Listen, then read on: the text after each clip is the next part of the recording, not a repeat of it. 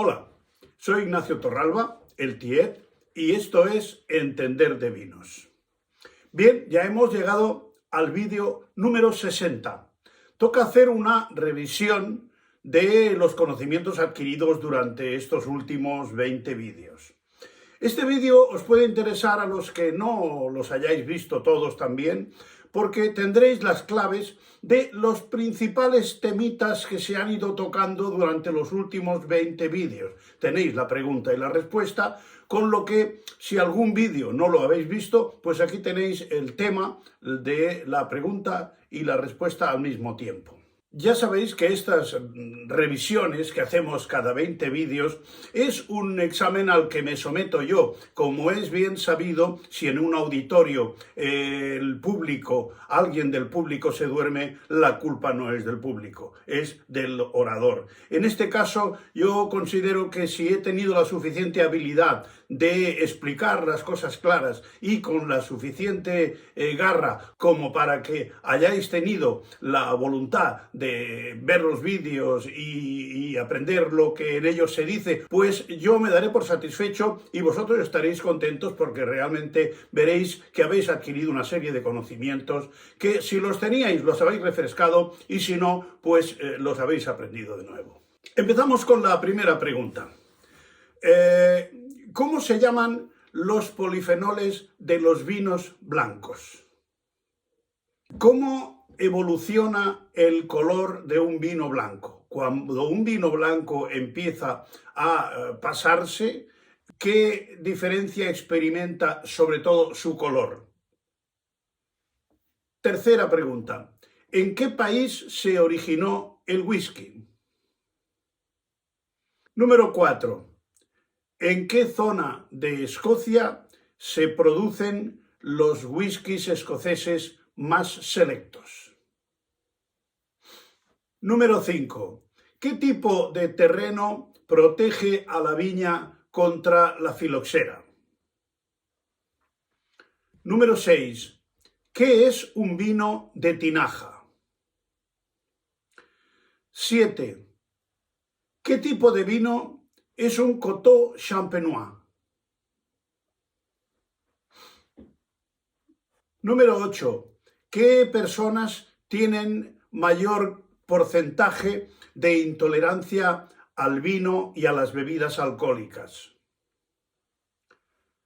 Número 9.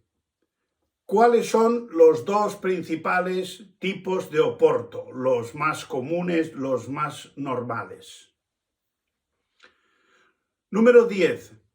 ¿Cómo se llama el vino más caro de Borgoña?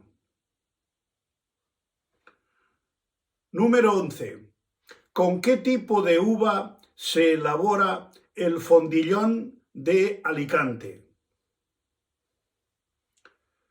Número 12. ¿Cómo se nota antes de abrir la botella que un vino rosado está evolucionado, está pasado? Número 13. ¿Cuál es la principal defensa contra la resaca? Lo más importante que se debe hacer para minimizar los efectos de la resaca. Número 14. ¿Cuál es la uva principal con la que se elabora el vino que una vez destilado da lugar al coñac? Número 15. ¿Cómo se llama el alambique con el que se destila el coñac? Número 16. Además de Francia, ¿qué otro país ha elaborado legalmente coñac? Número 17. ¿De qué color es un vino tinto en la oscuridad? Número 18. ¿Qué dos diferencias fundamentales hay entre un fino de Jerez y un fino de Montilla Moriles? Número 19. ¿De dónde es la uva Touriga nacional? Y número 20. ¿Qué tres factores componen lo que se conoce como el cuerpo o estructura del vino.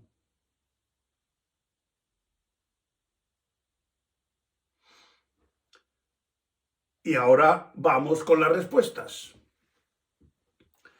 Número 1. Los polifenoles del vino blanco se llaman flavonas o flavonoides. Número 2. El color de los vinos blancos tiende hacia un amarillo dorado más intenso. Hay que tener en cuenta que los vinos blancos dulces de por sí tienen un color mucho más intenso de lo normal y también tienen más color los vinos blancos que están envejecidos, criados en barrica. Número 3. ¿En qué país se originó el whisky?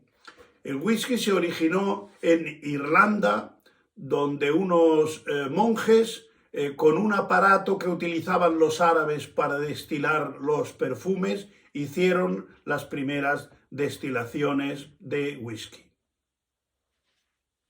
Número 4. ¿En qué zona de Escocia se producen los whiskies más selectos? Se producen en las tierras altas, las Highlands, y concretamente en una pequeña zona llamada Speyside, o sea, en las proximidades del río Spey. Número 5. ¿Qué tipo de terreno protege a la viña de la filoxera? El terreno que protege a la viña de la filoxera es el terreno arenoso, porque el insecto en su fase de larva, en su fase que va por debajo de tierra, excava unos túneles y con la arena no se sostienen esos túneles. Entonces la filoxera no puede progresar. Número 6. ¿Qué es un vino de tinaja? En Montilla Moriles, un vino de tinaja es un vino blanco que se embotella sin haber pasado por el sistema de criaderas y soleras. Número 7. ¿Qué tipo de vino es un Coteau Champenois? El Coteau Champenois es un vino tranquilo, sin burbujas, que se elabora en la zona de la Champaña. O sea, es un champán, pero hecho como vino tranquilo. Número 8.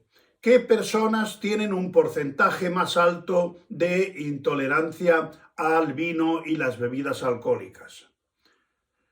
En este caso la respuesta es las personas asiáticas o de ascendencia asiática, que tienen aproximadamente un 30% de la población, tiene más o menos intolerancia al alcohol y a las bebidas alcohólicas. Número 9.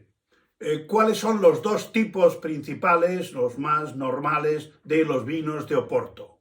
Son básicamente los Oportos Ruby y los Oportos Tawny.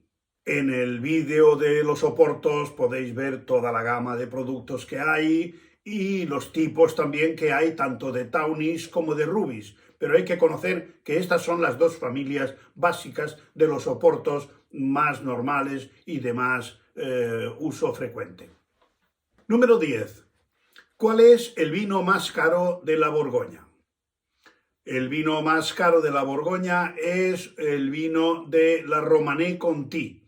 Es un vino que de salida está alrededor de los 20.000 euros, lo cual es un vino, como solemos decir a veces, para los que tienen pozos de petróleo. Número 11. ¿Cuál es la uva con la que se elabora el vino de Alicante Fondillón? La uva del Fondillón es una uva tinta llamada Monastrell. ¿Cómo se nota antes de abrir la botella si un vino rosado está evolucionado, está pasado? Generalmente y sin generalmente los vinos rosados van en botellas transparentes. Esas botellas nos permiten ver claramente el color. El color rosa de un rosado en perfectas condiciones ha de ser un bonito color con unas notas rubí. Si notamos matices de color piel de cebolla o de color cobrizo, ese vino tiene más meses de los que puede aguantar. Ya sabéis que la vida del vino rosado es muy efímera. Número 13. ¿Cuál es la principal defensa que tenemos contra los efectos de la resaca? Lo más importante que debemos hacer, además de intentar que no nos venga la resaca, es, una vez que la tenemos, es hidratarnos bien, beber mucha agua. El alcohol nos produce una deshidratación que desajusta un poco nuestro organismo. Por lo tanto, necesita un aporte importante de agua y, desde luego, también algo de comida, pero básicamente hidratación. ¿Cuál es la uva principal con la que se elabora el vino que, una vez destilado, da lugar al coñac? Es una uva de origen italiano que se llama Ugni Blanc. Número 15. ¿Cómo se llama el alambique con el que se destila el coñac? El alambique de esa zona con el que se hace el coñac es el alambique charentais, de la Charente. El territorio donde se produce se llama la Charente Maritime y el alambique se llama alambique charentais. Número 16. Además de en Francia, ¿en qué otro país se ha elaborado legalmente coñac? La respuesta es que Francia concedió un permiso a Uruguay para que durante 60 años pudiese elaborar coñac, así como le facilitó pues las cepas, los técnicos, los sistemas y todos los conocimientos, además de un permiso oficial amparado por la legislación francesa. Número 17. ¿De qué color es un vino en la oscuridad? Un vino en la oscuridad no es de ningún color. El color está en la luz que, al incidir en el vino tinto concretamente absorbe todos los colores y rechaza el color rojo, y ese es el que percibimos por el sentido de la vista. ¿Cuáles son las dos diferencias básicas entre un fino de Jerez y un fino de Montilla Moriles? Básicamente son dos. Una, el tipo de uva, que en Moriles es Pedro Ximénez y en Jerez es la Palomino fino. Además de que en Jerez el fino va encabezado con alcohol, mientras que en Montilla Moriles el grado alcohólico es el natural de la Pedro Ximénez, de manera que es un vino no encabezado con alcohol. Número 19. ¿De dónde es la uva Touriga Nacional? La uva Touriga Nacional es una de las principales uvas con las que se elabora el Oporto en Portugal.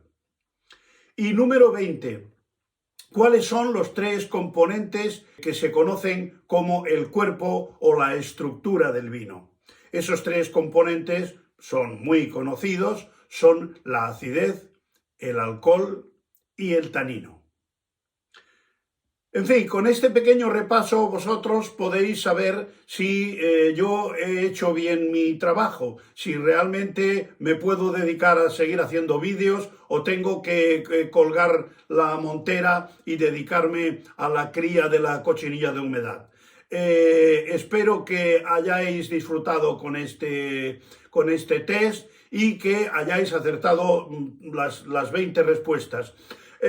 Yo creo que respondiendo más de 15 el resultado es plenamente satisfactorio. Entre 10 y 15 es aceptable, o sea, sería un aprobado, y desde luego menos de 10 quiere decir que o no habéis visto los vídeos o hay que verlos con un poquito más de interés. Los vídeos que tienen más información a veces hay que verlos un par de veces para ir pillando todos esos conceptos que además van entrando como la lluvia fina, o sea que van calando fácilmente. No hay tampoco que hacer un estudio concienzudo de los mismos. Esa es la gracia, aprender pasándoselo bien. O sea que de esta manera acabaremos entendiendo de vinos. Hasta la próxima.